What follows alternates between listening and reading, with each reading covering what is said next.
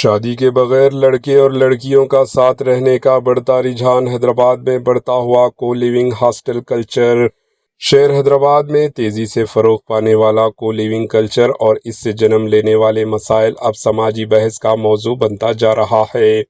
Working hostels کے مقابلے میں زیادہ آزادی، نوجوان لڑکوں اور لڑکیوں کے ایک ہی رہائشی ماحول میں رہنے کی سہولت، گھریلو طرز کی آسائش اور نسبتاً زیادہ پرائیویسی کی وجہ سے آئی ٹی امپلائیز، کوچنگ کے لیے آنے والے اسٹوڈنٹ اور دیگر نوجوان بڑی تعداد میں کو لیونگ ہاسٹل کا رخ کر رہے ہیں۔ تاہم سماجی کارکنوں کا کہنا ہے کہ یہ رجحان صرف مشترکہ رہائشی تک محدود نہیں رہا، بلکہ کئی مقامات پر شادی کے بغیر ایک ساتھ رہنے یعنی لیو ان ریلیشن شپ کی شکل اختیار کرتا جا رہا ہے۔ نوجوان اسے جدید طرز زندگی اور بدلتے حالات کی عکاسی قرار دیتے ہیں، جبکہ والدین اور روایتی سوچ رکھنے والے افراد اسے سماجی اقدار اور ثقافتی روایات کے لیے خطرہ سمجھ رہے ہیں۔ دوسری جانب ایسے تعلقات میں اختلافات، دھوکہ دہی یا تنازعات کے بعد پولیس شکایتیں اور کیسز کا رجحان بھی بڑھ رہا ہے، جس پر ماہرین تشویش کا اظہار کر رہے ہیں۔ کورونا کے بعد مانگ میں اضافہ ہو چکا ہے۔ حیدرآباد میں کو لیونگ ہاسٹلز کئی برسوں سے موجود ہے، لیکن کووڈ وبا کے بعد اور خاص طور پر کو لیونگ کلچر کے فروغ سے ان کی مانگ میں نمایاں اضافہ ہوا ہے۔ کارپوریٹ کمپنیاں بھی اس شعبے میں داخل ہو چکی ہے اور بہتر سہولیات کے ساتھ نسبتاً مناسب کرایوں پر رہائش فراہم کر رہے ہیں۔ ان سینٹرز میں سنگل روم کے ساتھ ڈبل اور ٹرپل بیڈ روم فلیٹس جیسی سہولت بھی دستیاب ہے۔ ہر فرد کے لیے علیحدہ کمرے، جبکہ living room, kitchen, dining hall, جم اور گیمنگ ایریا مشترکہ طور پر استعمال کیا جاتا ہے۔ حامیوں کے مطابق اس ماحول سے نئے تعلقات، دوستوں اور سماجی رابطوں میں اضافہ ہوتا ہے اور تنہائی کم ہوتی ہے۔ کو لیونگ ہاسٹل سہولتوں کے لحاظ سے فی کس مہینہ 12,000 سے 25,000 روپے تک وصول کرتے ہیں اور بڑی تعداد میں نوجوان یہ رقم ادا کرنے کے لیے تیار ہے۔ ہاسٹل منتظمین کے مطابق پہلے زیادہ تر رہائشی دیگر ریاستوں سے آتے تھے، لیکن اب تلنگانہ اور آندھرا پردیش کے نوجوانوں کی تعداد بھی بڑھ رہی ہے۔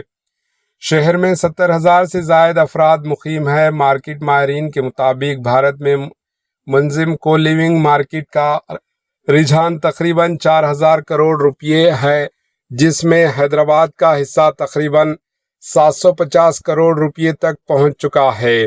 اندازوں کے مطابق شہر میں 400 سے زائد کو لیونگ ہاسٹلز موجود ہیں، جہاں 70,000 سے زائد افراد رہائش پذیر ہیں۔ خاص طور پر آئی ٹی کوریڈور اور کوکٹ پلی کے اطراف ان سینٹرز کی تعداد زیادہ ہے۔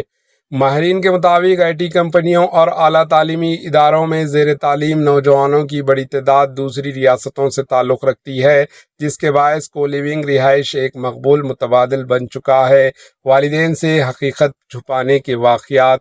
رپورٹ کے مطابق بعض نوجوان اپنے والدین کو یہ بتاتے ہیں کہ وہ صرف دوستوں کے ساتھ رہ رہے ہیں، جبکہ حقیقت میں وہ ایک دوسرے کے ساتھ بطور جوڑے رہائش اختیار کیے ہوئے ہوتے ہیں۔